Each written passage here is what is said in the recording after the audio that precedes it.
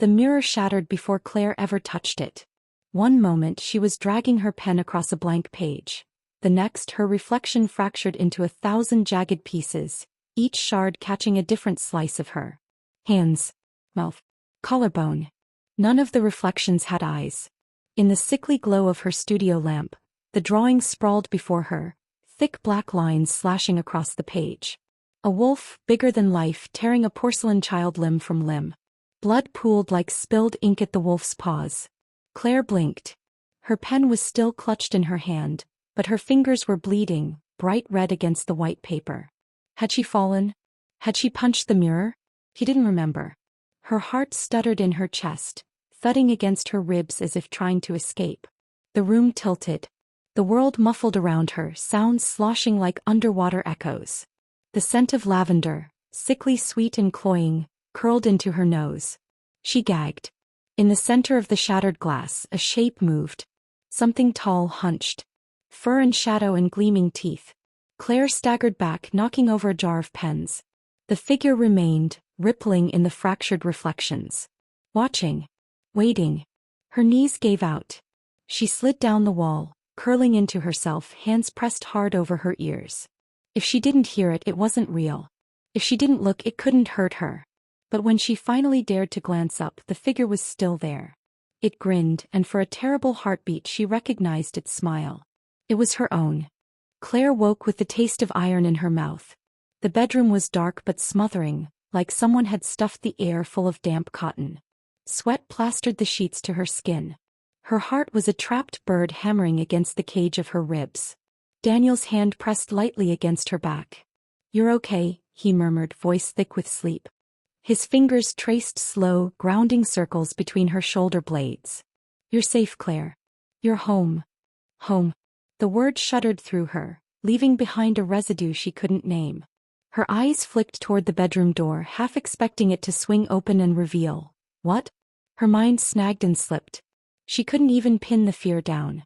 "You were sleepwalking again," Daniel said, voice low. "Found you by the stairs. You almost..." He stopped himself. The almost hung between them. Claire stared at the ceiling, counting invisible lines she could not see. 1, 2, 3, 4. Daniel sat up, scrubbing his hands over his face. The movement made the mattress dip and shift, a tiny betrayal of stability. "Maybe we should call Dr. Weiss a little earlier than planned," he said. "Maybe today." Today. The word pressed sharp against the inside of Claire's skull. Her arms ached.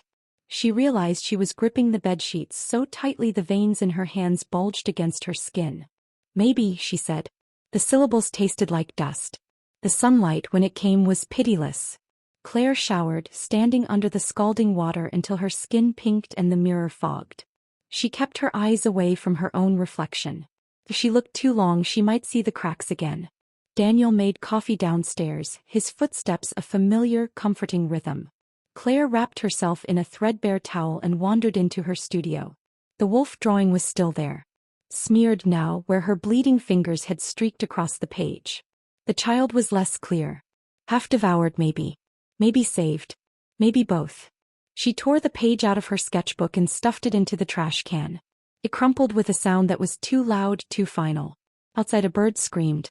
Claire jumped, towel slipping from her grasp. She swore under her breath and snatched it back up, heart galloping. By the time they pulled into the lot outside Dr. Weiss's office, Claire's hands were slick on her thighs. She kept flexing and unflexing them, her nails leaving crescent moons in her palms. Daniel squeezed her knee. "You don't have to say anything you don't want to," he said. "First sessions are just getting to know you." Claire nodded, but it felt mechanical, like the movement belonged to someone else. The building itself was unimposing, squat brick, dark windows. Claire imagined it yawning open like a mouth.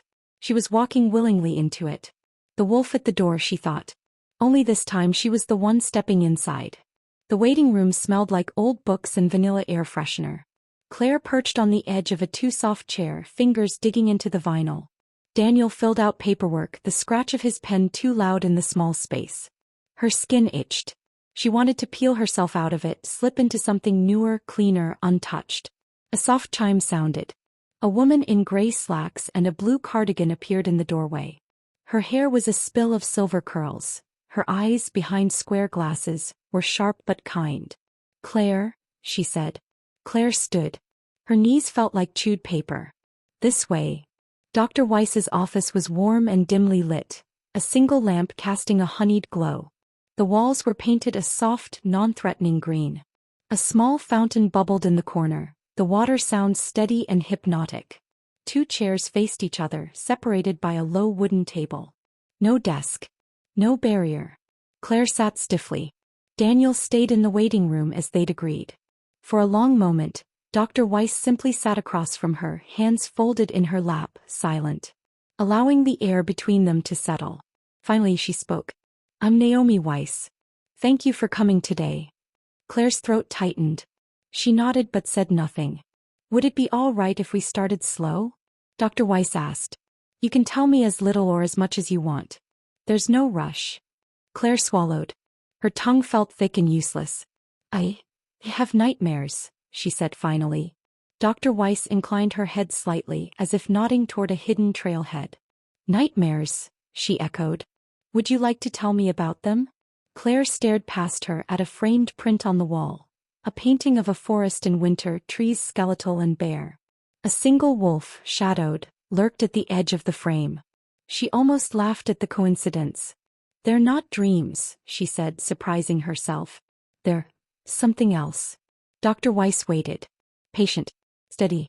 Claire twisted her hands together. "Sometimes I'm not me," she said.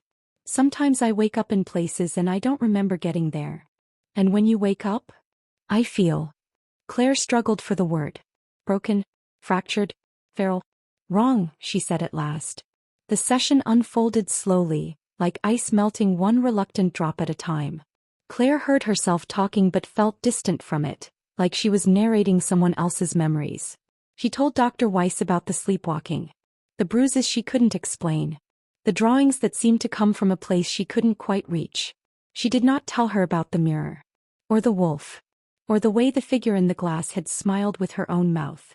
Some things she thought needed to stay buried. Outside the office, the afternoon had turned heavy and gray. Rain smeared the sky into dirty cotton. Daniel waited by the car holding 2 coffees. He smiled when he saw her, tentative but hopeful. Claire took the cup he offered, the heat bleeding into her fingers. "How was it?" he asked gently. Claire stared past him at the black clouds piling over the horizon. "Fine," she lied. It was fine. But that night when she closed her eyes, the wolf waited for her. Smiling. Waiting. The sound of breaking glass echoed in her dreams. They ate dinner in near silence. Daniel reheated leftovers. Lemon chicken, buttered noodles, green beans that squeaked when you chewed them. Claire picked at her plate, carving tiny canyons through the mashed potatoes. Daniel watched her over his glass. Not judgmental but not blind either. "You barely touched anything," he said after a while. "I'm not hungry," Claire muttered. She hated the way her voice sounded. Paper-thin. Tired before the night even began. Daniel didn't push. He never did. It was one of the things she loved about him, and one of the things that terrified her. Because sometimes she wished he would. Sometimes she wished he'd yank her back when she drifted too far. "Maybe we should get away for a while," he said gently. Take a break. Go somewhere sunny." Claire scraped her fork against her plate. The sound set her teeth on edge. "I can't," she said. "You mean you won't?" Silence pooled between them, heavy and uncomfortable. Claire stood up, plate in hand, and turned toward the kitchen. She rinsed her food into the sink, not caring that chunks of chicken clogged the drain. Behind her, Daniel sighed. "I'm just trying to help," he said. Claire gripped the edge of the sink until her knuckles whitened. "I don't need help," she said without turning around. She didn't see his expression, but she heard the scrape of his chair as he pushed back from the table. "I'm going to bed," he said, voice clipped. Claire didn't move. Didn't speak. When she finally looked up, her reflection stared back at her from the dark kitchen window. No eyes. Just hollow spaces where something vital should have been. In Claire's mind, the page is black. A child's hands, pale and shaking, reach toward a closed door. Behind the door something growls. A thin trickle of red seeps under the frame. Claire's sketchbook lay on her nightstand like a waiting mouth. She stared at it for a long time before reaching for it. She didn't remember opening it. Didn't remember picking up the pen. But when she blinked, fresh lines sprawled across the page. A girl, faceless, standing barefoot in a dark hallway. The walls leaned inward as if the house itself were trying to swallow her. Claire dropped the pen. It bounced once, then rolled under the bed. She turned off the lamp without looking at the drawing again. Darkness closed around her like a second skin. Next morning, sunlight scraped weakly across the bedroom ceiling. Daniel had already left for the hospital. A sticky note perched on the coffee pot. Early surgery. Love you. Call if you need me. Claire poured herself a cup. Tasted like burnt hope. She sat at the kitchen table, flipping through her phone without really seeing anything. Social media buzzed with meaningless noise. Pictures of babies, plates of food, vacations. Normal lives. Lives untouched by wolves. At 10:30 sharp, Dr. Weiss called. Claire almost let it go to voicemail. Her finger hovered over the decline button. But then she thought of the mirror. The bleeding fingers. The wolf's grin. She answered.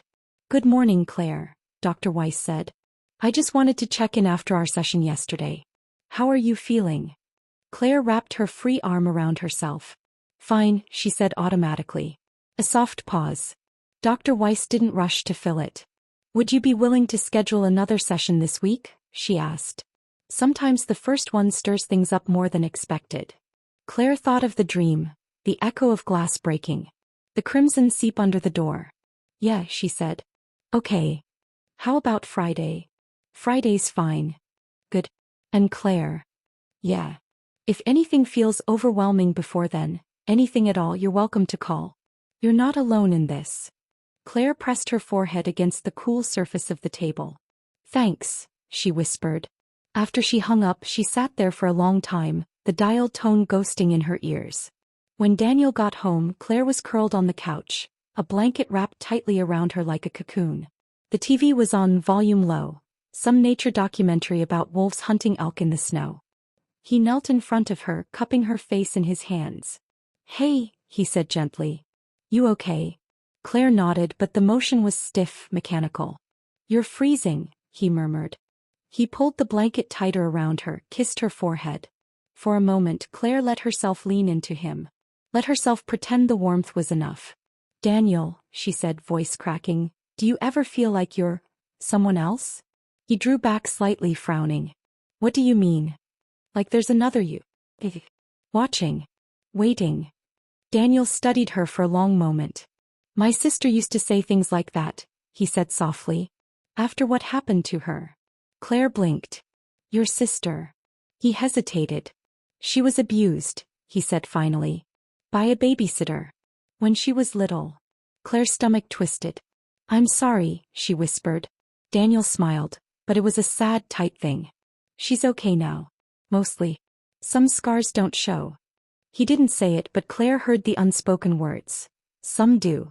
That night, Claire dreamed she was 9 years old again. Dreamed she was standing at the top of the attic ladder, the pocket watch ticking in her hand. Below her, something waited in the dark. Something wearing her father's face. Morning light was too bright.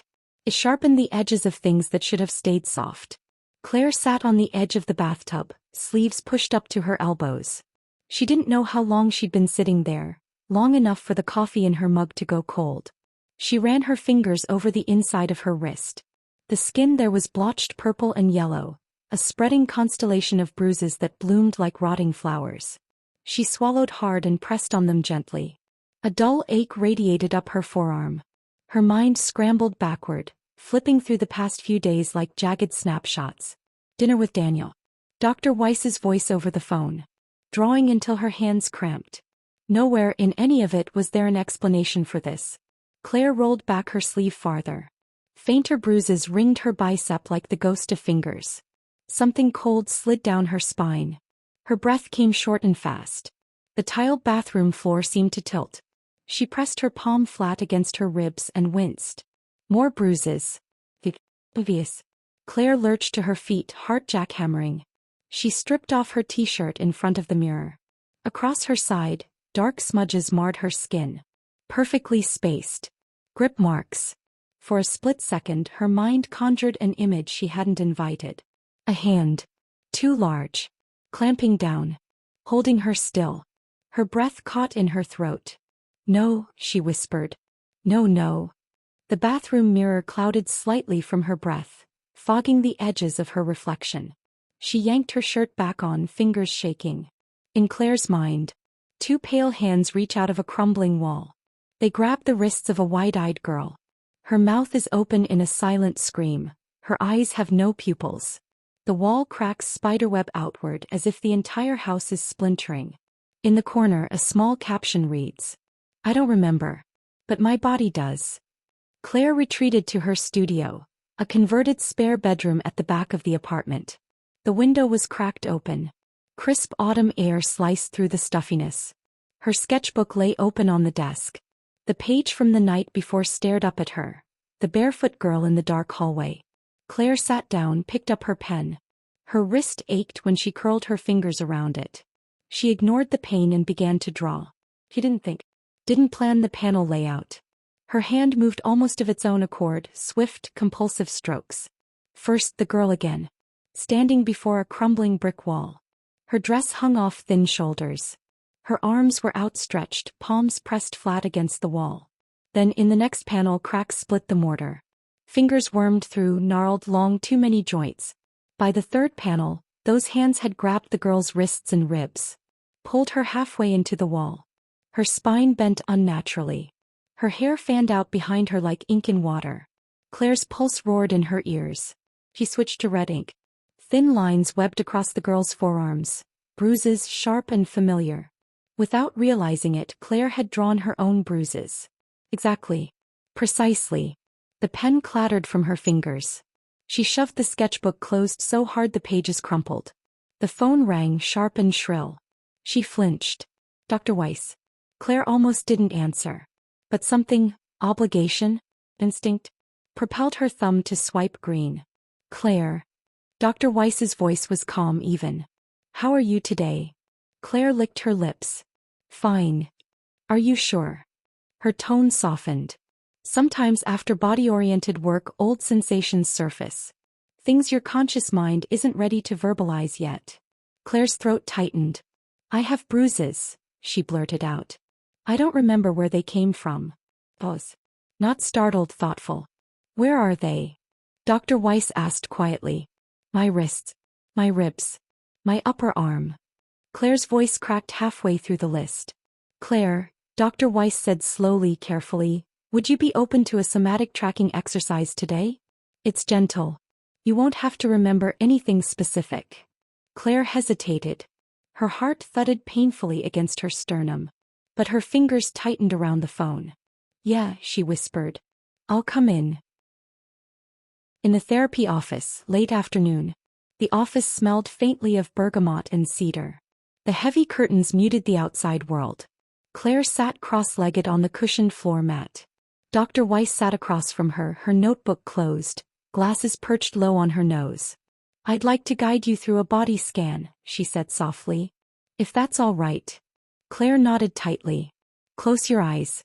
Start by noticing your feet. No need to change anything. Just observe." Claire inhaled slowly.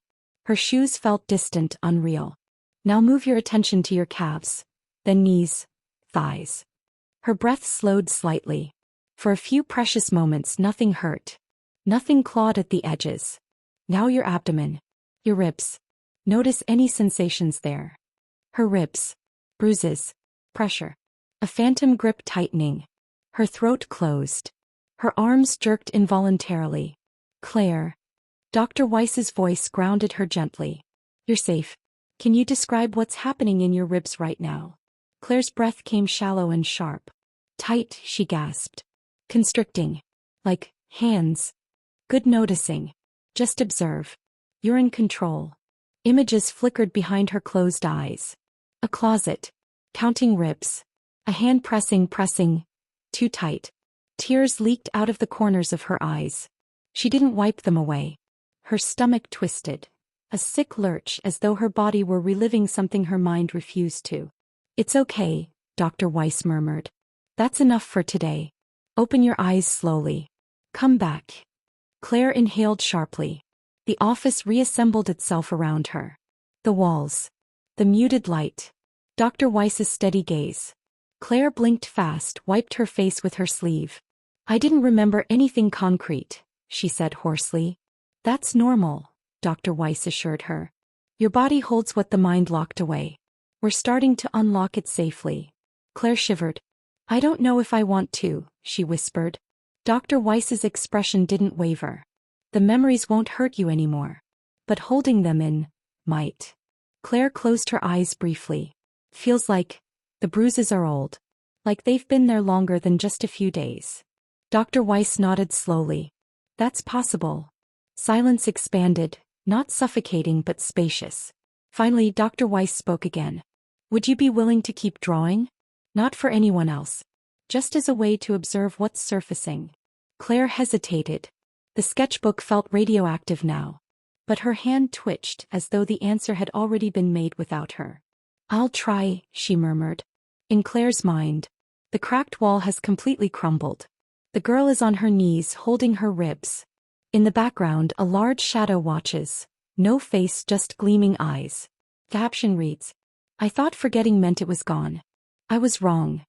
That evening at home, Claire peeled back the cuff of her sleeve. The bruises were darker now. Clear. Her body remembering for her. Daniel called from the kitchen.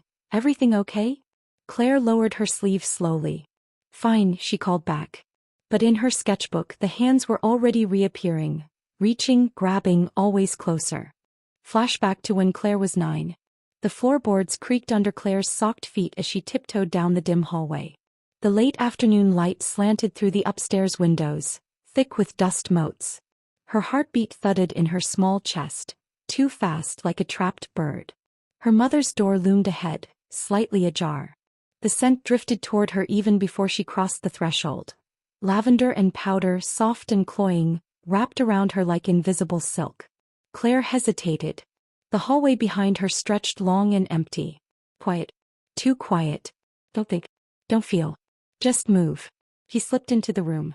It was exactly how she remembered it from the few times she'd been allowed inside. Too pristine, too precise. A 4-poster bed with white lace canopy. Tall antique dresser. The vanity table with its trifold mirror reflecting infinite versions of herself. And there on the mirrored tray the lavender bottle. Glass. Purple liquid shimmering faintly inside. The silver atomizer sparkled in the dim light. Her mother always wore it before dinner parties before company came over. She never let Claire touch it. But Claire's chest hurt tonight. Her ribs ached deep and sharp, as if something had wrapped too tight around them. And when her chest hurt, the scent helped. Silent. She patted across the room and plucked the bottle from the tray. It was lighter than she expected. The glass cool against her palm. She held it under her nose and inhaled deeply. For a heartbeat, her muscles loosened. Her breathing slowed. The ache in her ribs dulled. The lavender blurred the sharp edges of the day. Blurred him. Blurred the voice that echoed through her bones. Stupid girl. You don't tell. You don't make trouble. Or else. Her hands shook slightly. She pressed the bottle harder to her nose, squeezed the atomizer gently. A fine mist clouded around her, falling cool on her cheeks. In the mirror, her reflection shimmered, refracted through the mist and glass. Her own eyes stared back at her. White. Hollow. Ringed dark. The scent crawled deep into her lungs. For a breath she felt safe. At present Claire was at work. The studio buzzed softly with fluorescent light. Claire sat hunched over her drafting table, stylus gripped tight in her fist, tablet glowing cool beneath her hand. Her latest comic commission, a cover spread. She'd been grinding on it for hours, blocking in the figure of a woman standing behind cracked glass. The lines bled hard and jagged, just how her client liked them. But her hand shook. Faintly at first, then more violently. Her ribs twinged. The ache low and dull under her breastbone. The ventilation system above her head clicked on with a soft hiss. A wave of lavender-scented cleaning spray drifted down from the janitorial staff in the hall. It was faint. Barely there.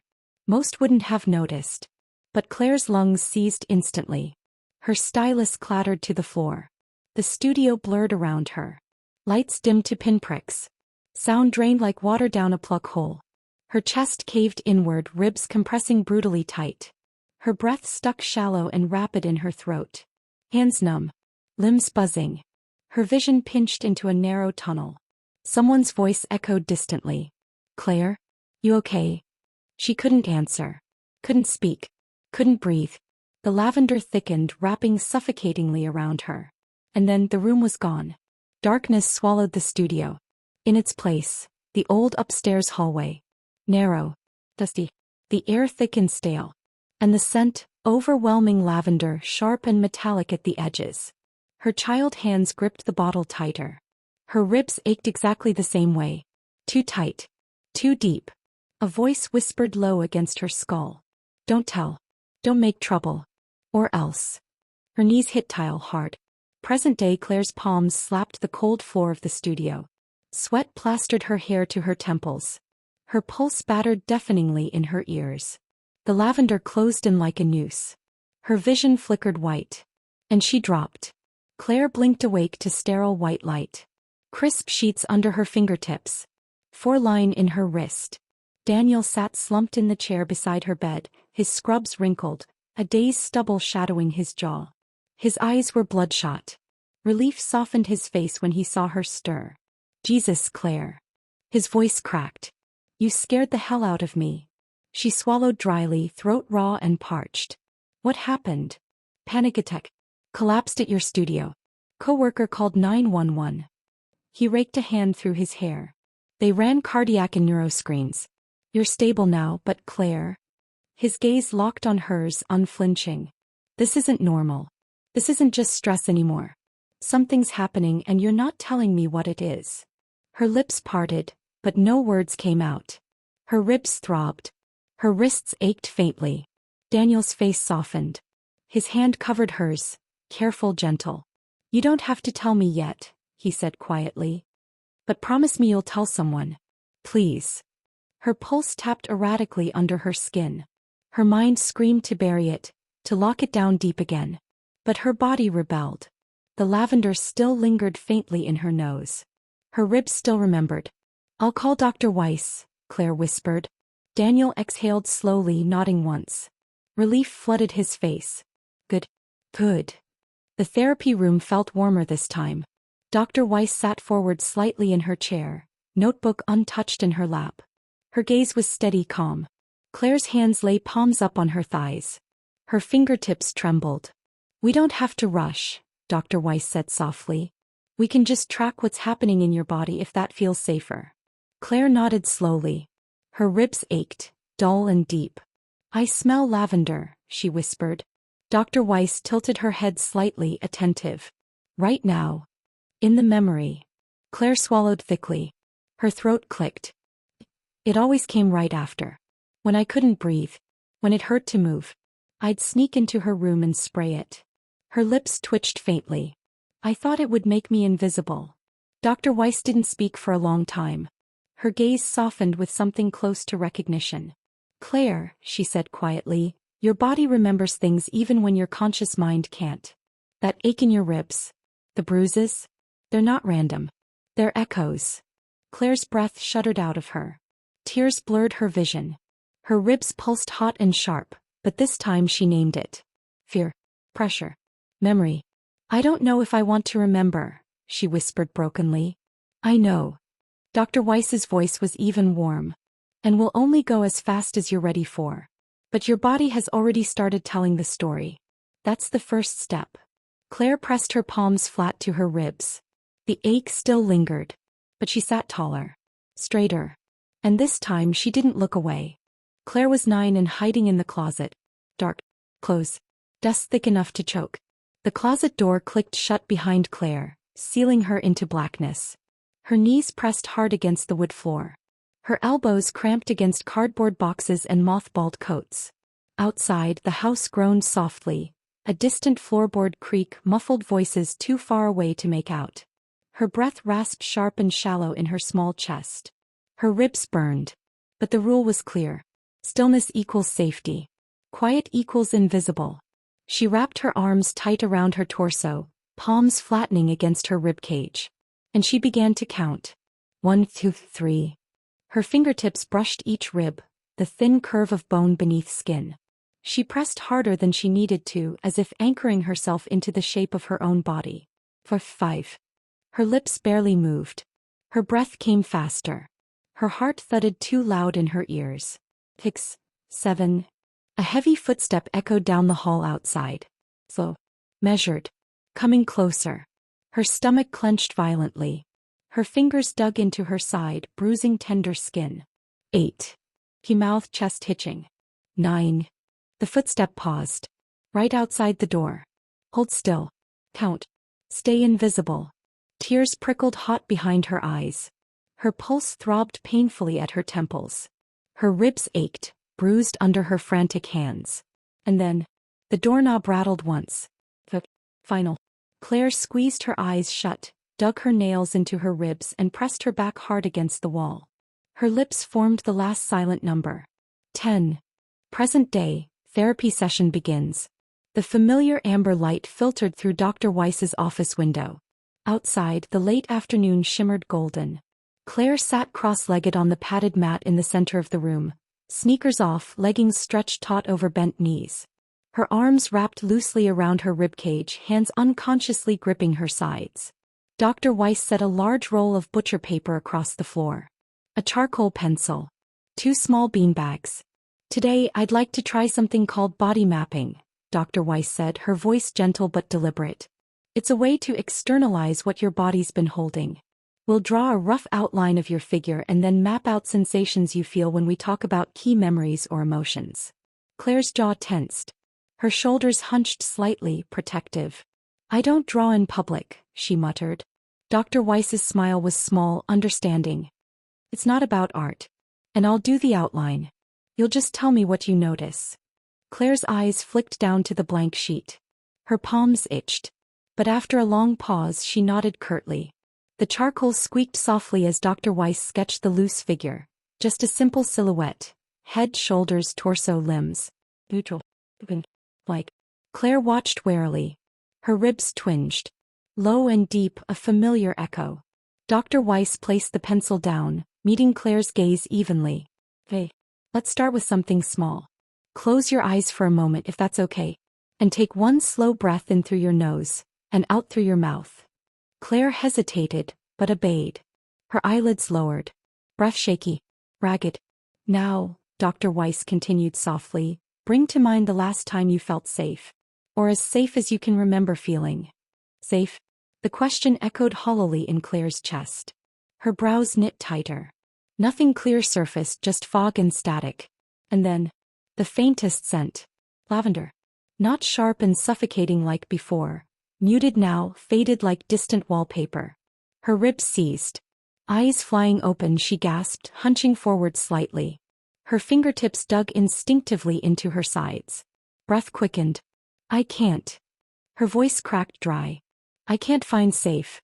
There's just tight. Ribs. Hurts. Her hands gripped harder. Dr. Weiss didn't flinch.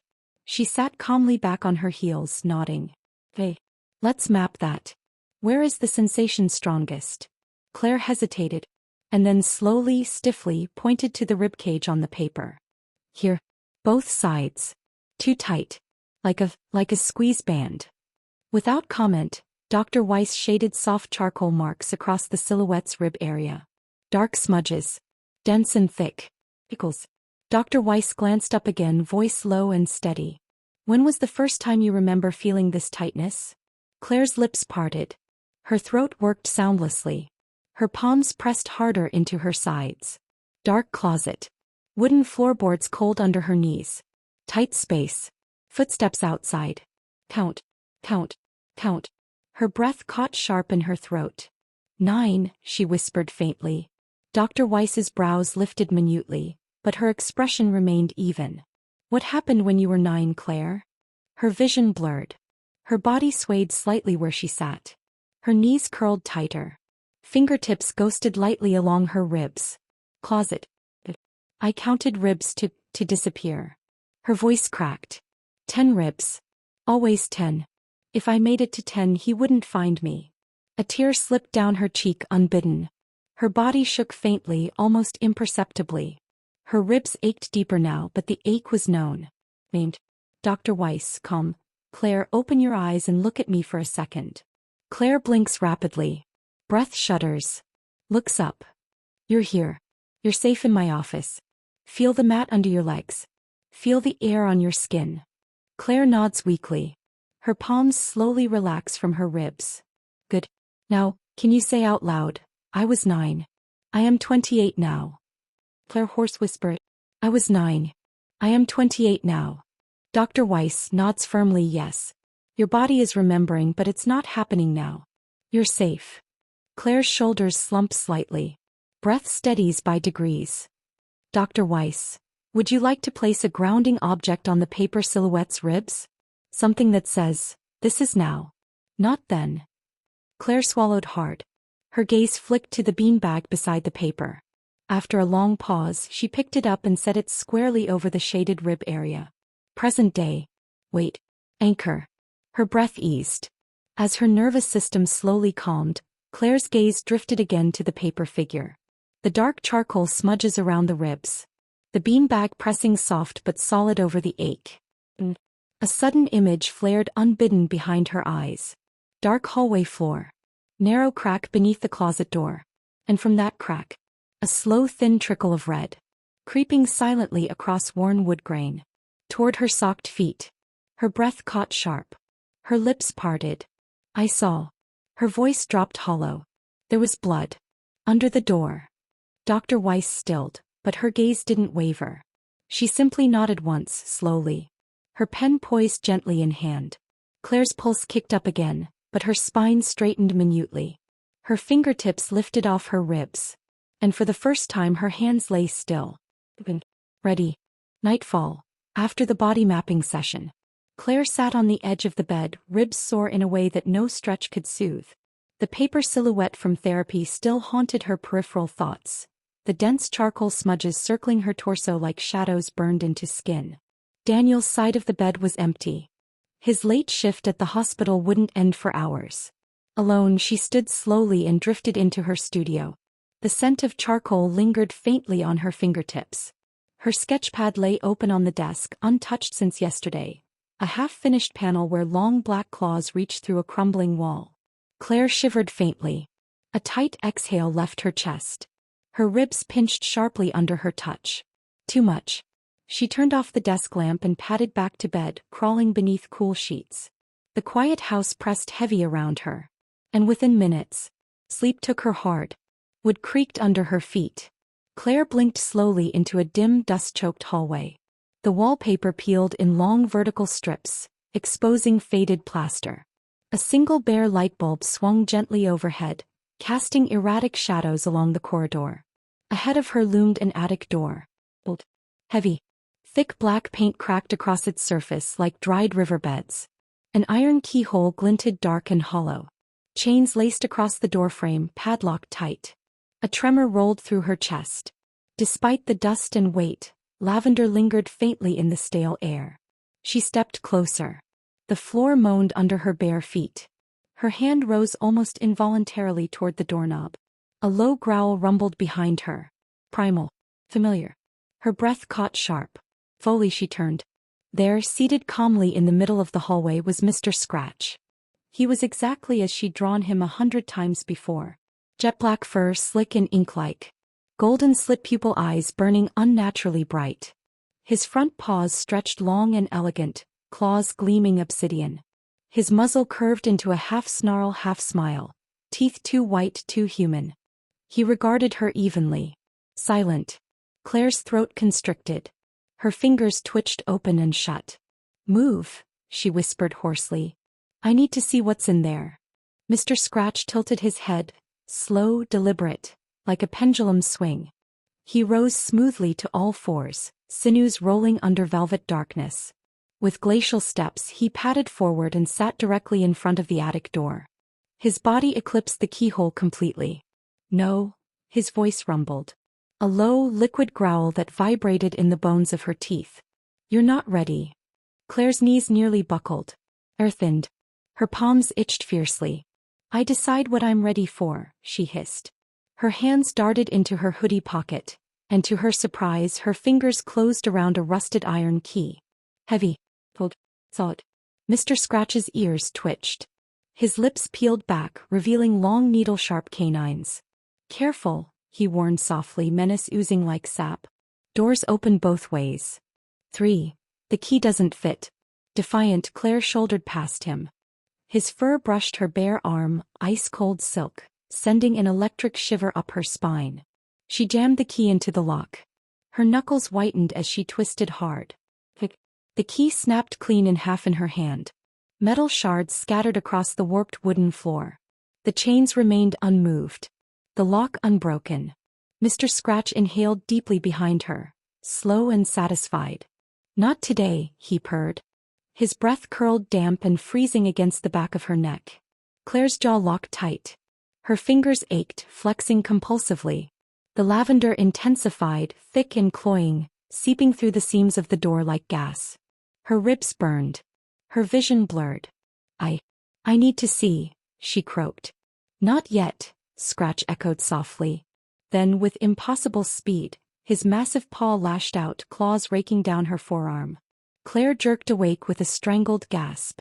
Chest heaving. Ribs blazing.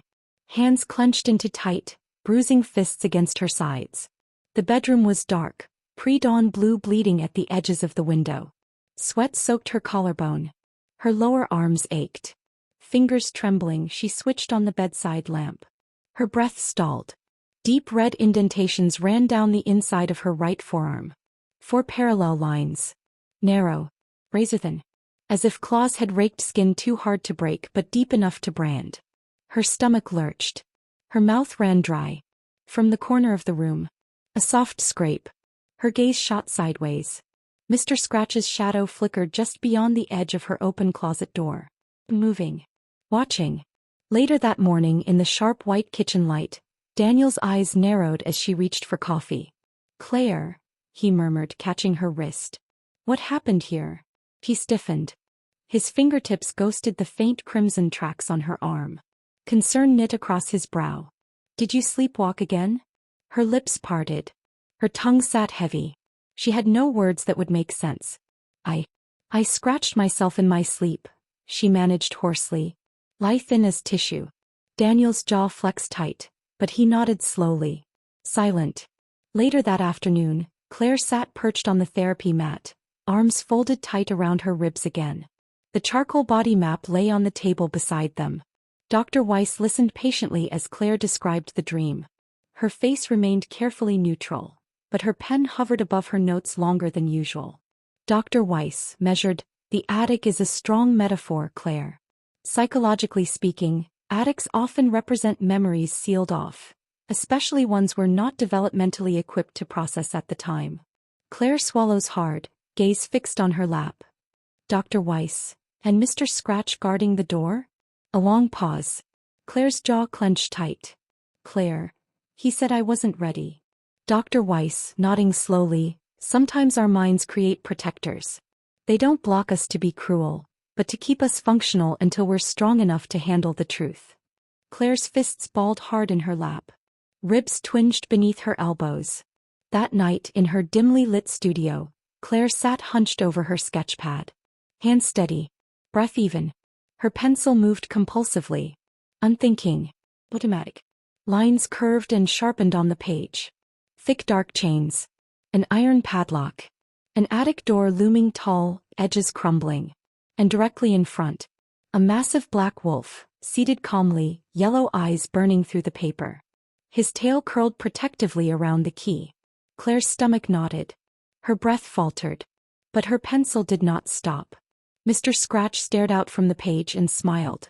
The morning came in muted grays, with the sliver of light creeping through the half-open blinds. Claire had barely slept, waking intermittently, her ribs still sore, her arms bruised from the dream and the half-wake dissociation. Her body was full of aches that had no clear source, except perhaps for the elusive, gnawing sense of being trapped, both in her mind and her memories. She turned over in bed, glancing at the clock on her nightstand. Daniel was already gone, a note in his neat handwriting saying he'd be at the hospital all day. She sat up, the weight of the silence in the room pressing down on her. The house was empty again except for the echo of her breath, the soft hum of the refrigerator in the kitchen, and the faint whisper of memories buried too deep for her to reach. Her eyes flicked to her sketchbook, still open from the night before. She hadn't drawn anything after finishing the sketch of Mr. Scratch guarding the attic door, but now it beckoned to her. A creeping need to draw again, to make sense of the violence that had begun to haunt her dreams and waking life. Her fingers brushed the sketchbook's edge and she hesitated. What would she find inside it?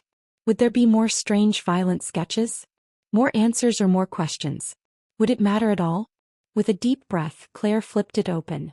The pages fluttered under her fingertips, and her eyes scanned the dark, rough strokes she'd made. The sketches were raw and jagged, just like the visions in her mind. She stopped on the page she'd been working on before her dream.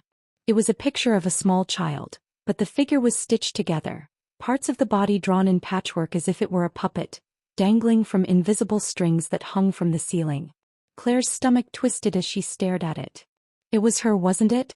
A puppet strung together with broken parts, suspended by unseen hands. The stitches were so intricate, so real in their depth and detail that Claire could almost feel them in her own skin. Her hands shook as she closed the book, pushing it away from her like a thing that might come alive at any moment and consume her. When Daniel came home later that evening, the tension was already thick between them. She could feel it in the air, a quiet, unspoken thing, like the low hum of a warning that neither of them was ready to address.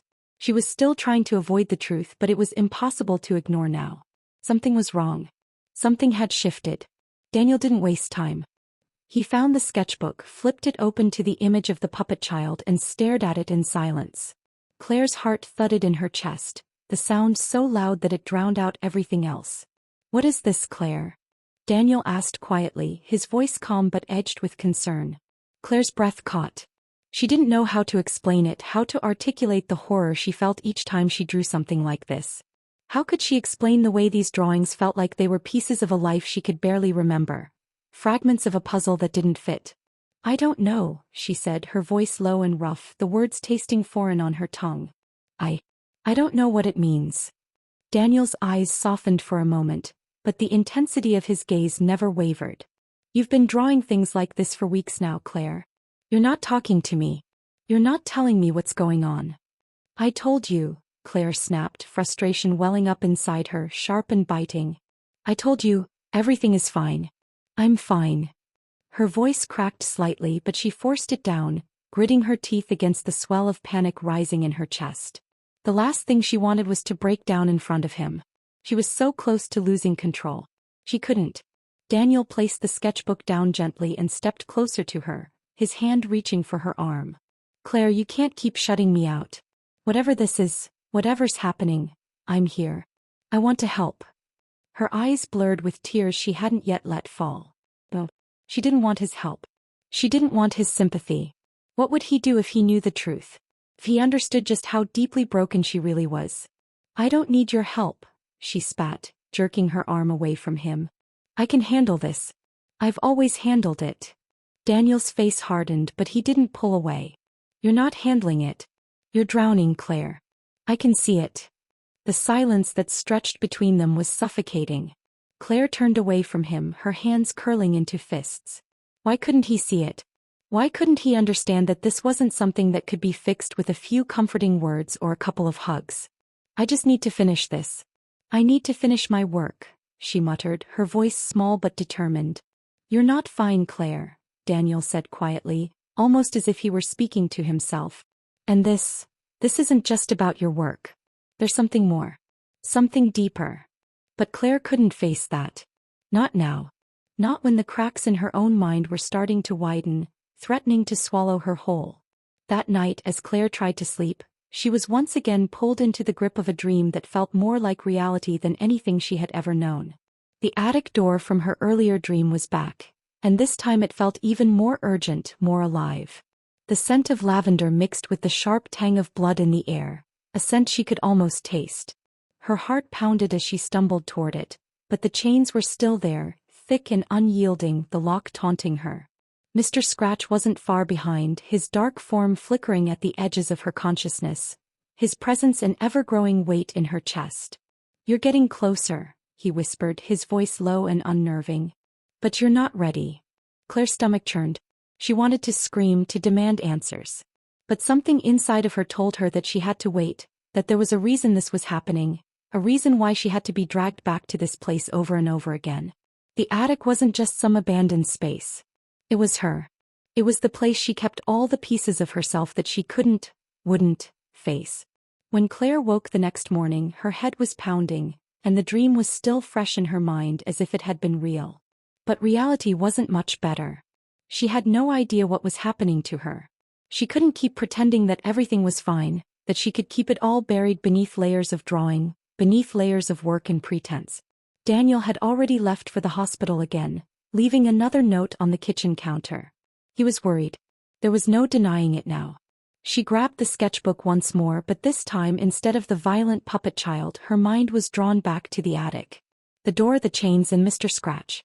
The sketches were more frantic now, more jagged, as if the tension inside her was beginning to crack through the surface. Her ribs ached again as she sketched, the pain sharp and biting. She couldn't stop it, though, couldn't stop the need to draw these splinters of her mind, these fragments of a life she could no longer deny. He had to know what was behind that door. He had to understand. The next therapy session with Dr. Weiss was less a conversation than a silent reckoning. Claire sat across from her, her arms wrapped tightly around her body as if she could physically hold herself together. "I'm not sure what's real anymore," Claire confessed, her voice barely above a whisper. "The dreams, the sketches, the feeling of losing control. I don't know how much longer I can keep it together." Dr. Weiss nodded, her expression soft but firm. "You don't have to keep it together, Claire. Not here. Not with me." But Claire could feel the weight of the words sinking into her chest. If she didn't keep it together, what would be left? That night she found herself sketching again, but the drawing took on a new shape. This time it wasn't just a child stitched into a puppet. It was a puppet with no strings, a puppet who was desperately trying to break free, her limbs twisted and distorted as if the strings had been cut. She was alone now, no longer suspended by the invisible hands. For the first time, Claire didn't draw the puppet child like a victim. This time she drew it as something else. Something that could fight back. She stepped back from the sketch, her heart racing. It was the first time she had drawn something without feeling completely out of control. Something about it felt like a declaration. A promise. Claire wasn't just going to survive. She was going to fight back. The sun barely pierced the morning mist as Claire made her way to Dr. Weiss's office. Her head was pounding, a dull throb that felt like it was coming from the very marrow of her bones. She hadn't slept much the night before. The dream had followed her, relentless, like the ghost of something that had never truly left her. The locked attic door. Mr. Scratch's insistent whisper. The haunting scent of lavender that lingered even when she woke. But it was something more this time. Something deeper. As she opened the door to the office, the familiar scent of lavender was absent.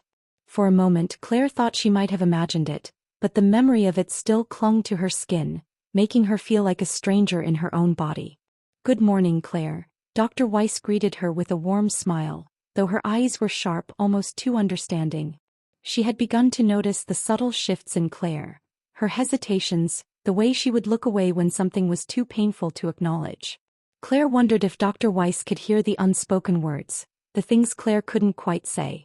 The therapist's office was an intimate space, one that felt both safe and unnervingly exposed. "Morning," Claire muttered, barely making eye contact as she slid into the familiar chair across from Dr. Weiss. She tucked her hands into her lap, her fingers trembling as she tried to steady them. Her body seemed to be fighting against her, the tension running deep in her muscles, in her very bones. Dr. Weiss sat back, her posture relaxed, but her gaze never wavered from Claire. "How are you feeling today?" The question felt like a trap, or perhaps just a reminder that Claire didn't really know how she was feeling. "I'm fine," she said, the words tasting like ash in her mouth. She wanted to leave it at that. She wanted to run, to hide from everything that was surfacing inside of her. But Dr. Weiss's steady presence was a constant, an anchor in a sea of turbulence. "Are you?" Dr. Weiss's tone was calm but probing. "You've been struggling with something deeper, haven't you? Something your body's been trying to tell you before your mind can make sense of it." Claire stiffened. She felt it again, the pressure in her chest, the tightness around her ribs. Her body had been speaking for days now, and she had been ignoring it. She couldn't ignore it anymore. The bruises were not just the result of some imagined phantom. They were real. Her body remembered long before her mind did. I don't know, Claire whispered, feeling the weight of the words, the truth of them sinking in. I feel like something's wrong. Like my body is betraying me. Dr. Weiss nodded slowly, her expression thoughtful. The body keeps the score, Claire. It remembers what the mind can forget. The words hit Claire like a physical blow. She felt the air leave her lungs as if something inside her had just snapped open. It was a concept she had heard before, but in the context of her own experience, it felt like a revelation. A truth that had been lurking beneath the surface for years, waiting for her to acknowledge it. As Claire sat across from Dr. Weiss, she felt the weight of the statement settling over her like a heavy blanket. Her body had been trying to tell her something for a long time, longer than she had realized. She could feel it in the way her muscles tensed when she was near certain people, the way her heart would race at the slightest hint of a familiar scent. The bruises, the dissociation, the terror that seemed to come out of nowhere. It was all her body's response to something it couldn't yet process. You've been taught to ignore it, haven't you? Dr. Weiss said, her voice gentle but piercing. To push through the pain. To pretend that everything is fine when your body is screaming for help. Claire nodded, her chest tightening as the truth wrapped itself around her. She had spent years pretending that the physical aches, the fear, the sense of being constantly on edge were just quirks, just normal reactions to stress. But they weren't. They were signs. Her body was holding on to memories she couldn't yet access. Memories she wasn't ready to face. Dr. Weiss leaned forward slightly, her voice softer now. The body can remember long after the mind has pushed things away. And when the mind is ready, the body reacts first. It remembers what happened before you could. Claire swallowed hard, trying to suppress the wave of emotion that threatened to break through. So, what do I do? How do I make it stop? You don't, Dr. Weiss said simply. The goal isn't to make it stop. The goal is to listen. To understand what your body is trying to tell you. Only then can you begin to heal. Claire felt the familiar sting of tears at the back of her eyes, but she blinked them away quickly. She wasn't ready to break down in front of Dr. Weiss. Not yet. But how do I do that? Claire asked, her voice small. How do I trust my body again? Dr. Weiss smiled softly. It's a process. A slow one. But we'll start with body mapping. Claire tilted her head slightly. Body mapping? Yes, Dr. Weiss said, nodding. It's a technique that helps you become more aware of the way your body holds on to tension, trauma, and memories. We'll start with simple exercises.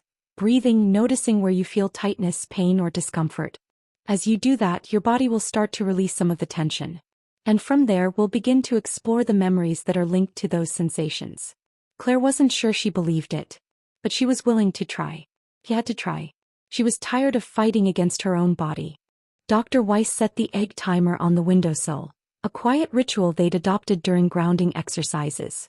It ticked softly, a steady metronome. Claire sat across from her, arms folded tight across her midsection, thumb worrying compulsively over the knuckle of her right hand. We're going to try something gentle today, Dr. Weiss said. Her voice was low and modulated, as though speaking to an animal poised to bolt. Let's see if we can stay connected to what your body notices, before thoughts rush in. Claire gave a single, almost imperceptible nod. I want you to close your eyes. Breathe in through your nose, out through your mouth. Good. Now scan. Where does your attention land first? Claire inhaled, then exhaled shakily. The back of her throat felt dry. Tight. Something was waiting. Her ribs constricted. Fingers tingled. Chest, she mumbled. Tight. Feels heavy. Good noticing, Dr. Weiss affirmed gently. Is it sharp, dull pressing? Pressing. Her brow furrowed. Her lips moved to continue, but what came out was not her voice. I told you not to come here. A deep rasping timbre broke free. Guttural. Scraped from the bottom of her lungs. Her eyes shot open, but they were different now. Pupils dilated wide, unfocused, and her posture shifted subtly forward. Dr. Weiss froze, though her face betrayed no fear. Slowly she set her notepad aside and leaned in. Her breath slowed. Hello, she said evenly. Who am I speaking with? Claire's lips curled in a sneer far too foreign to belong to her. Names aren't free, the voice growled. There was something almost gleeful beneath it, a cruel playfulness. Her hands gripped the sides of the chair, white-knuckled as if bracing against an unseen force. Her nails bit crescent moons into the upholstery. Sweat broke along her hairline. Dr. Weiss kept her expression open, careful. Are you here to protect Claire? A long pause. The head tilted slightly, eerily smooth like an animal considering prey. She's weak, the voice spat. I'm the only reason she lived long enough to sit in this goddamn chair. You peel at scabs you shouldn't touch. Claire's breath, shallow and ragged, fluttered rapidly, but her eyes remained dark and unseeing. I understand you're protecting her, Dr. Weiss said, her voice steady. And I'm not here to hurt her or you. I want to understand. You've kept her safe for a long time, haven't you? The jaw flexed. A deep, guttural snarl vibrated in her chest. No one protected her. I did what no one else would. For a fraction of a second, her expression flickered, grief flashing under the snarl. Dr. Weiss's voice softened, threading empathy through her clinical precision. You stepped in when it was too much for her to bear alone. A faint nod twitched in Claire's neck. Tell me what you want me to know. You have the floor. Claire's shoulders trembled violently, and then with an audible gasp her whole body sagged. Her arms dropped limp to her sides. Eyes blinked rapidly, confusion and panic flooding back into them. What? Claire rasped, voice thready, disoriented. Dr. Weiss's posture softened as well, hands loosening, breath releasing slowly. You didn't lose time for long, she reassured calmly. You did very well. You're safe here. Claire's throat bobbed as she swallowed hard. Hands trembling, she dug the heels of her palms into her eyes. He was here, she whispered. I heard him. I felt him. Dr. Weiss nodded solemnly. That part of you has a voice now. Claire shivered violently. Her ribs ached again. Her hands twitched compulsively in her lap. Mr. Scratch had spoken, and he wasn't just a childhood drawing anymore. He was real. And for the first time he wasn't hiding. Fragmented reveries, flashback thread. Page 9. Her mother's ceramic workshop smelled like clay dust and varnish, suffocatingly sweet and chokingly dry. Claire sat in the corner, too small for the oversized apron that hung from her thin shoulders. She kept her knees hugged to her chest, eyes locked on the shadow near the kiln. The silhouette of the man flickered through the crack under the door. Stay quiet. Stay invisible, she mouthed over and over. Mr. Scratch sat beside her. Back then he had been softer, an exaggerated, cartoonish wolf with a long bushy tail and floppy ears that drooped when she was sad. You count ribs to stay small, he whispered. 1, 2, 3. Her thin fingers ghosted over her ribcage as she mouthed along. 5, 6. The shadow under the door grew larger. Claire's breath caught. 7, 8. Mr. Scratch's cartoon smile sharpened, twisting into something more feral. 9. That's enough, he growled. He stood, his form towering and suddenly grotesque, no longer soft but muscled, jagged. Claws elongated, ears pinned back. His grin split unnaturally wide. I'll take care of it now. Claire shot upright in bed with a strangled scream, drenched in sweat, ribs constricting painfully as though hands were wrapped around her torso. Daniel stirred groggily beside her, hand reaching out instinctively. Claire? What is it? A nightmare. But Claire couldn't answer. The ghost of Mr. Scratch's voice still rumbled inside her chest, reverberating with cruel clarity. I did what no one else would. Her body trembled violently, her fingernails biting hard into her palms. As dawn's first gray light stretched across her studio, Claire stood at her desk, staring down at the grotesque sketch of Mr. Scratch. Only now his grin seemed less like a monster's, and more like a guardian's. A protector born of necessity. And he wasn't going anywhere. It had been 4 days since Claire last stepped into her studio. Long enough for dust to resettle across the surface of her work table. Long enough for the dried ink to clot uselessly inside her rapidograph pens. And long enough for the air to still, thick and unmoving, as though something had been waiting patiently for her return. When she finally pushed open the door, it resisted just slightly on the hinge, catching as if something pressed back from the other side. Her fingers tightened on the doorknob instinctively, but she forced herself to breathe slow, deep, steady. Grounding, just as Dr. Weiss had taught her. Feel the cool metal beneath your palm. The subtle give of the wood under your touch. The pressure of your feet on the worn hardwood. Don't run. Don't float away. Inside, everything was just as she left it. Sketchbooks stacked haphazardly.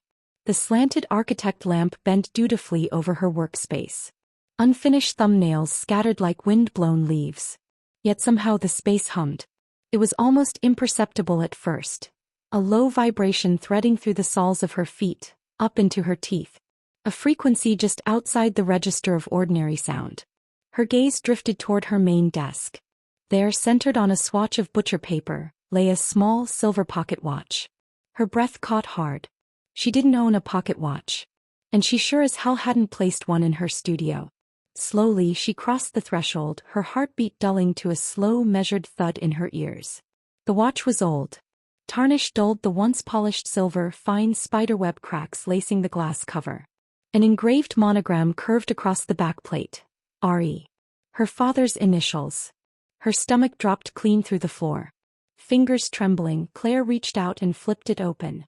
The thin hands swept smoothly across the face, and instantly the tick-tick-tick surged, far louder than such a delicate object should allow.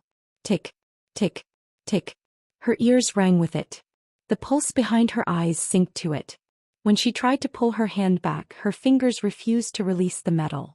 As if the watch clung to her instead of the other way around. The kitchen smelled like lemon oil and cigarettes. The cheap transistor radio perched on the windowsill sputtered out static-laced country music. Outside, cicadas screeched against the July heat.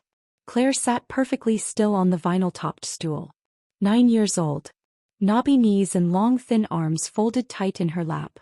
Her dress bunched awkwardly beneath her, too small from last year's growth spurt. Across the table sat her father. His face obscured by the newspaper. Only his hands were visible, thick-knuckled, rough, calloused palms. His right wrist bore a silver pocket watch, chain draped loose over his forearm. Tick, tick, tick. I don't hear you thanking me, his voice rumbled from behind the newsprint. Her throat closed tight. Words wouldn't form. The watch swung gently as he lowered the paper. His eyes pinned her in place, hard and glassy as marbles. I said, he repeated, each syllable slow and deliberate, where are your manners, girl? Her stomach churned violently. Every instinct screamed to bolt, to fold into herself, to disappear into cracks in the linoleum. Her breath caught painfully at her ribs. Mr. Scratch sat at her feet beneath the table. His tail flicked low and slow. His ears pinned back tight. 1, 3, Claire counted in her mind, fingers tapping reflexively along her ribcage. Mr. Scratch's eyes narrowed. His lips curled upward, baring jagged yellow teeth. 5. Her father's mouth twitched in irritation. The metal watch clinked against the table edge. 6. The kitchen light flickered once. I'll take care of it now, Mr. Scratch hissed from under the table. Claire's eyes snapped open with a strangled gasp. She was back in her studio, still standing though her knees trembled violently now. Her hand still clutched the pocket watch, sweat slicking her palm. The tick-tick-tick roared louder now as if reverberating directly through her chest cavity. She stumbled back from the table, but her grip wouldn't loosen. It burned cold and hot simultaneously. Her vision blurred at the edges. Time slipped. For an instant the walls of her studio warped, expanding outward, stretching as though painted on thin canvas. Shadows crawled unnaturally long across the floor. The scent of lemon oil and cigarette smoke coiled in the air. She couldn't breathe. Her chest cinched tight, ribs aching as though an iron band crushed them inward. From the far corner of the room Mr. Scratch materialized. Not drawn. Not imagined. He stood fully formed in the real space, massive shoulders brushing against the exposed beams of the ceiling. Amber eyes burned into hers. His grin spread impossibly wide. You're slipping, girl, he growled, voice vibrating down to her bones. I told you this door swings both ways. Claire staggered sideways, hip clipping hard against the drafting table. The watch's ticking rose into a deafening clatter. I can't, she rasped, throat raw. Stay here. Stay in the present. But the studio dissolved. Shadows swallowed light. Her knees buckled. She collapsed hard onto the floor. The last thing she heard was the hollow metallic clatter of the pocket watch chain unraveling. And laughter. Sharp pain bloomed through the arches of her feet. Coarse asphalt scraped raw against her skin. Claire blinked hard, vision swimming as she slowly registered her surroundings. She was outside. A two-lane rural highway stretched empty in both directions. Distant fields of rust-colored grass rustled under heavy clouds. Her bare feet bled from small cuts. Her thin t-shirt clung damply to her frame.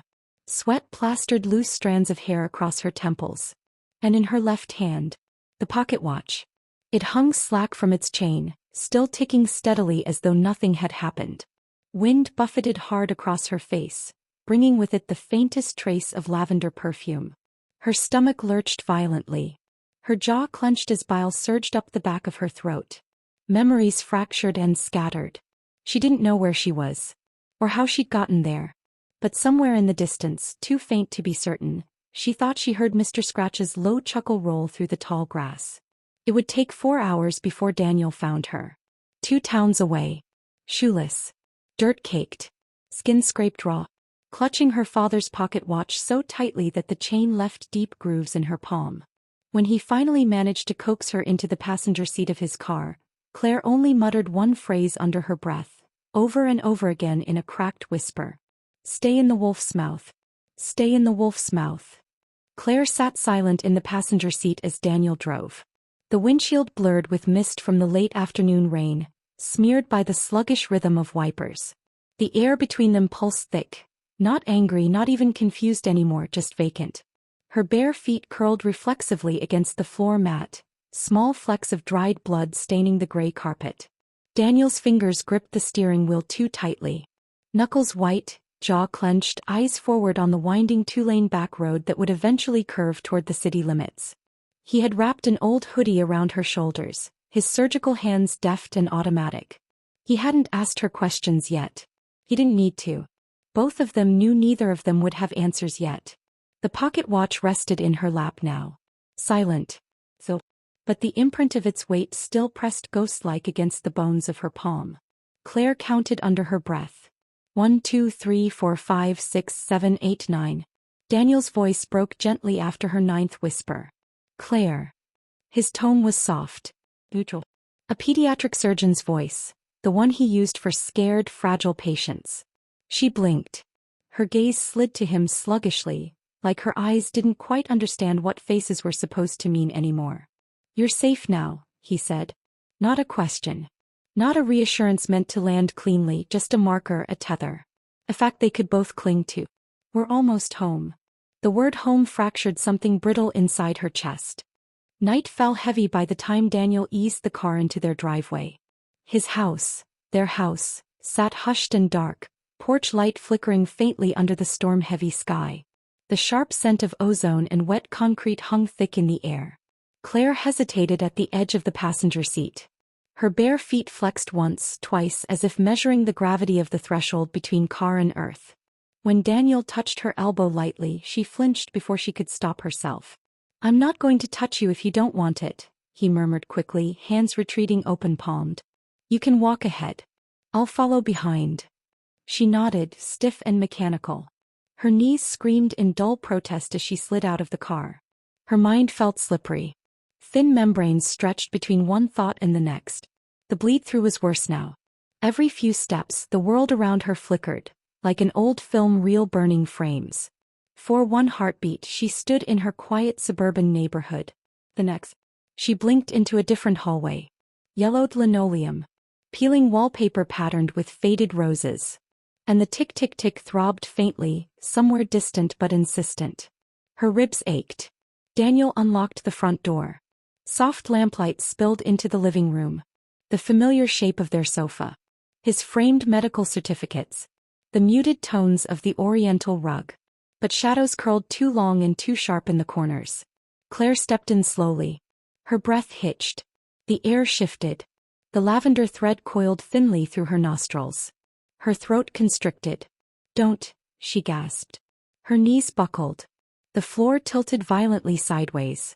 Daniel's voice echoed dimly, distorted like underwater shouting. "Claire? Claire? Darkness swallowed her whole.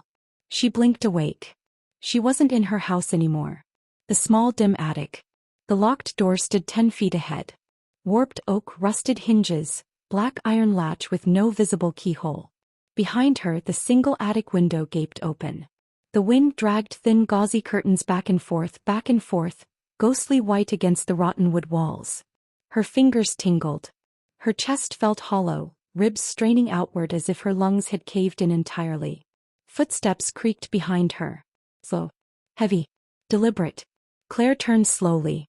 Mr. Scratch loomed in the center of the attic, half-crouched, claws scraping lightly against the dusty planks. "I told you, girl," he rasped, yellow eyes burning under his brow ridge. His smile split his face wider than human jaws allowed. Door swings both ways. She couldn't swallow. Couldn't speak. Couldn't breathe. Instead she backed up, shoulder blades pressing against the sealed attic door. Mr. Scratch's head cocked slowly, like an animal regarding a twitching insect.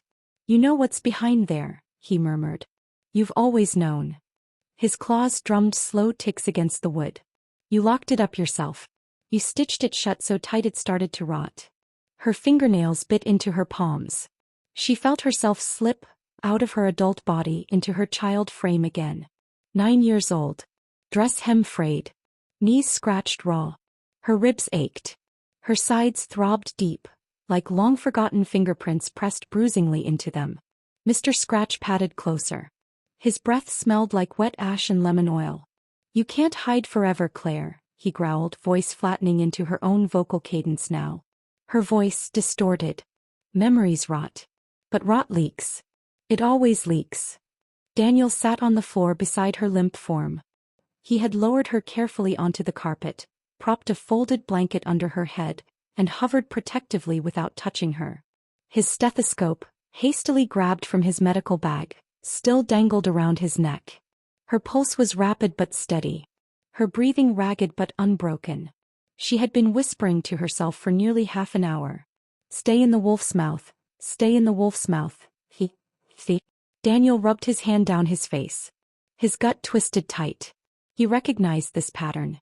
He had seen it before. His sister Anna had dissociated the same way after their uncle's funeral. Eyes open but glazed, lips murmuring loops of cryptic fragments.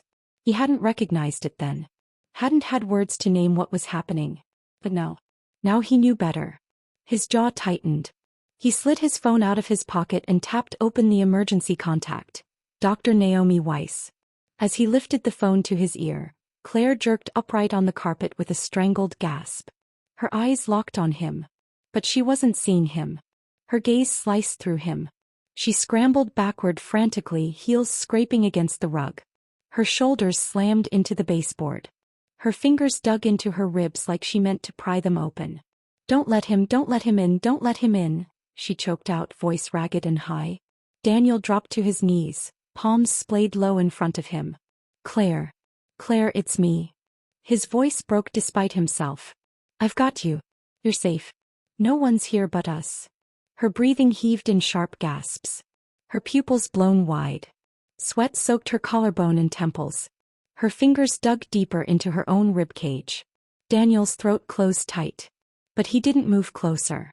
He simply held her gaze. "We'll call Naomi together," he whispered. "You're not alone in this. I promise you, Claire, I see you." Her face crumpled. Her lips parted in a broken sob. And the pocket watch, still clutched white-knuckled in her fist, ticked once, deafeningly loud, before its chain finally snapped and coiled slack against the carpet. Naomi Weiss sat alone in her office, palms pressed flat against the cool surface of her oak desk. Her fingers splayed slightly, nails trimmed meticulously short. Her laptop screen dimmed into sleep mode minutes ago, the cursor fading gently. A thin sliver of dusk light pooled at the corners of the room. The therapy couch, still faintly indented from Claire's body, sat under the softened shadows. Her throat felt dry. Tight, almost metallic. She closed her eyes and exhaled slowly through her nose. Mandatory reporter. Psychologist. Guardian of trust. Gatekeeper of disclosure. Human being. All hats coexisted. All hats pressed suffocatingly tight right now. Her mind spun back to Claire's last words in the session an hour ago.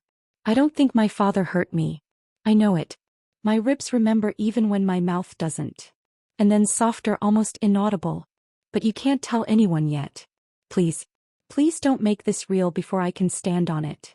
Naomi's pulse fluttered hard in her throat. Legally she was bound.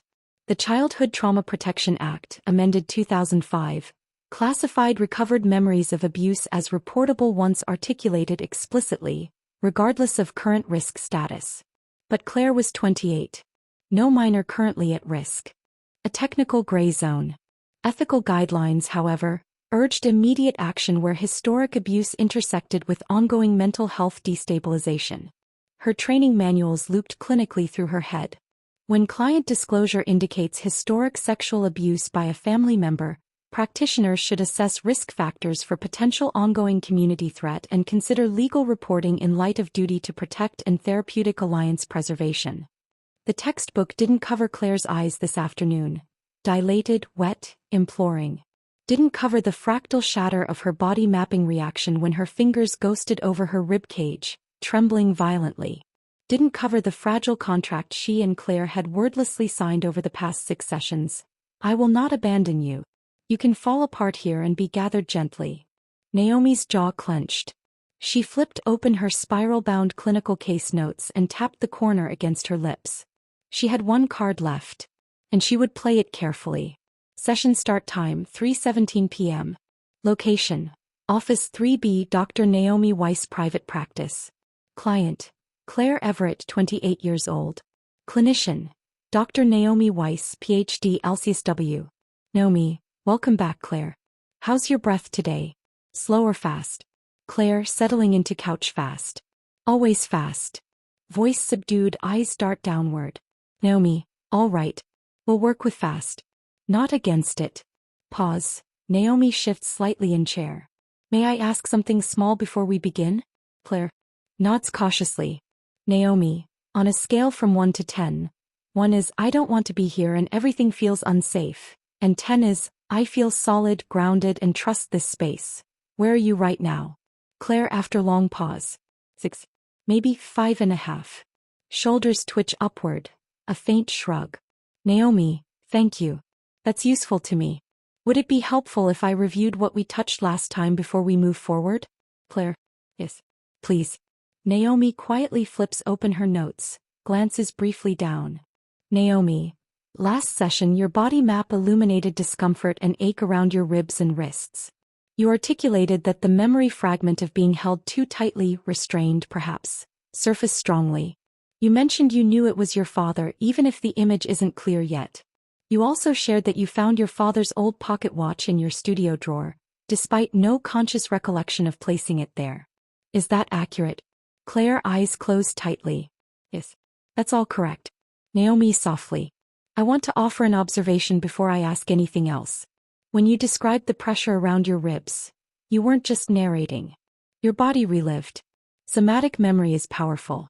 And often it's more trustworthy than our rational mind wants to accept. Claire breathes shallowly, nodding faintly. Naomi: I have something important to ask, Claire. We're standing at a delicate intersection. I will not push you over it, but I will name it clearly because you deserve informed participation. Claire's fingers twitch in her lap. She glances at Naomi warily. Naomi: what you're recovering about your father. If you state explicitly that you believe he abused you, or describe acts that constitute abuse, I am legally mandated to consider reporting it. You are no longer a minor, but mandatory reporting laws still recognize historic abuse disclosures under specific conditions. I want you to know that ahead of time. Nothing will happen today without us talking through it together. No surprises. No betrayals. I am telling you because I respect you, not because I want to frighten you. Claire, silent. Face tightens visibly, breath quickens. Claire: so if I say too much you'll have to call someone? Naomi: possibly. Not immediately. We would consult. We would discuss.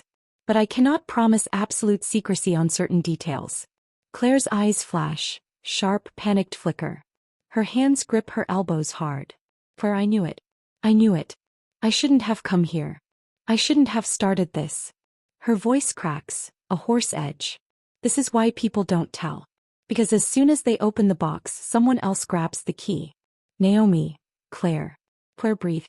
No one is taking your key. We are holding the key together. Naomi leans slightly forward, voice low, steady. If I do report, with your consent or knowledge, it doesn't erase what you own. It simply places the facts into a larger container to ensure no ongoing harm in the community. Claire swallows thickly. Shoulders tremble faintly. Claire, he's dead, Naomi. He died 5 years ago. No one else is in danger. Naomi, that's critical information. Thank you for telling me. Brief pause. Naomi notes de-escalation of panic signs. Claire's jaw unclenches slightly. Hands release arms. Can I ask? Is there anyone else? A sibling, a cousin, someone vulnerable, who was also involved or could have been harmed? Claire visibly shudders, voice small. I don't know. Maybe my mother. Her mouth opens, shuts, breath shallow, she winces visibly. Think she knew. But she didn't stop it. Naomi softly. That's a heavy weight to carry. We can hold it together here. You don't have to carry it alone anymore. Long silence. Claire wipes tears roughly from her cheek, exhales shakily. Claire, please. Don't call anyone yet. Let me get stronger first. I'm not ready to break open completely. Not yet. Her voice cracks rawly on the last word. Naomi, okay. For now, today we will pause formal disclosure. You have autonomy here. But I will ask you weekly how you feel about next steps. Agreed? Claire nods weakly, lips pressed tight together. Session end time, 4:12 p.m. That evening, Naomi dialed her colleague Dr. Lila Estrada, an ethics consultant with 30 years in trauma-focused practice. Over chamomile tea and dusk shadows pooling in her living room, Naomi detailed Claire's history, anonymized but clear. Lila's advice landed gently but firmly. Do not snap the therapeutic alliance prematurely. Document meticulously. Assess risk incrementally. Trust takes precedence, because without trust, you'll lose the only chance she has to integrate regardless of legal statutes. Naomi breathed easier. She would honor Claire's timeline, meticulously, cautiously but collaboratively. Claire Everett's knuckles paled around the steering wheel, the skin stretched translucent over fine bones. The two-lane road unspooled ahead of her in undulating ribbons, slicing through swaths of brittle meadow grass and aged oak. Her mother's house was exactly 48.2 miles from her apartment in Milltown. Close enough to reach in under an hour. Far enough that Claire had no excuse to drop by casually. This wasn't casual. Not today. She hadn't been back since the last Thanksgiving 7 months prior. Brittle smiles over dry turkey, too sweet cranberry sauce, and unspoken landmines buried under polite conversation. Claire's stomach had twisted the entire meal that day, but she'd smiled anyway, kept her voice pitched even. No dirty laundry, her mother had always said. No mess on the table. No blood on the napkins. Now Claire was driving back to spill everything. Her ribs ached faintly under her blouse, a phantom echo. Her therapist, Naomi, had cautioned her to pace, to plan containment strategies after confrontation. But today the lavender scent that had haunted her was not deterring her. It was fueling her. The closer she got to her mother's old colonial house, white clapboard, black shutters, anemic hydrangeas wilting in their mulch beds, the sharper the phantom aroma curled under her nostrils. Floral powdery. False comfort bottled long ago. Claire's breath tightened but didn't catch. She kept driving.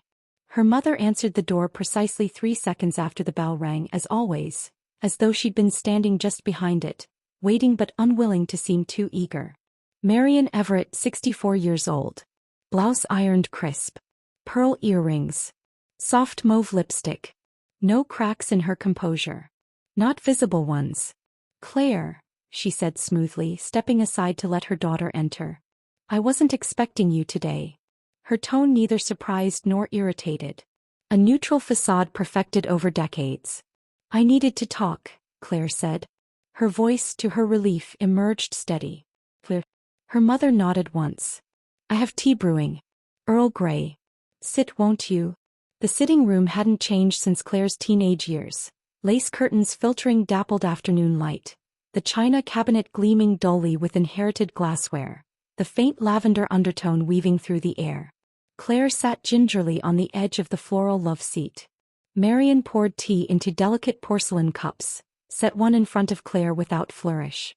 Claire didn't touch it. "I don't want tea," she said quietly. Her mother's hand paused midair. Slowly, she lowered herself into the opposite chair. "All right," Marian murmured. Her gaze sharpened minutely, though her smile remained thin and pressed. Claire exhaled. And began. "I'm remembering things. From when I was young. Things about Dad. Things you saw. Or knew. Or chose not to know." Marian's hand twitched faintly against her skirt. She folded it into stillness. Her eyes did not widen. Her shoulders did not tense. Her only betrayal was a slow, shallow inhale. Barely perceptible. "I don't know what you think you're remembering," Marian said after a beat, her tone measured. "Your father was complicated. But he was a good man. A respected man. We don't." "Don't," Claire interrupted sharply. The teacup rattled faintly in its saucer as her mother's hand trembled. "Don't tell me we don't speak ill of the dead." Her voice cracked slightly, but she pressed forward. "I don't care if he's 6 feet under and rotted to bone. I need truth, not courtesy." Marian blinked slowly. Then, with an exhale that seemed to shrink her frame minutely, she set her cup down. Her spine stayed straight. "Claire," she said quietly, "some things are best left in the ground with the person who caused them. There's no sense digging up skeletons if it only tears apart what's left of a life you're still building." Claire's throat burned. Her nails dug crescents into her palms. "Is that what you told yourself every time you closed the door and turned up the radio?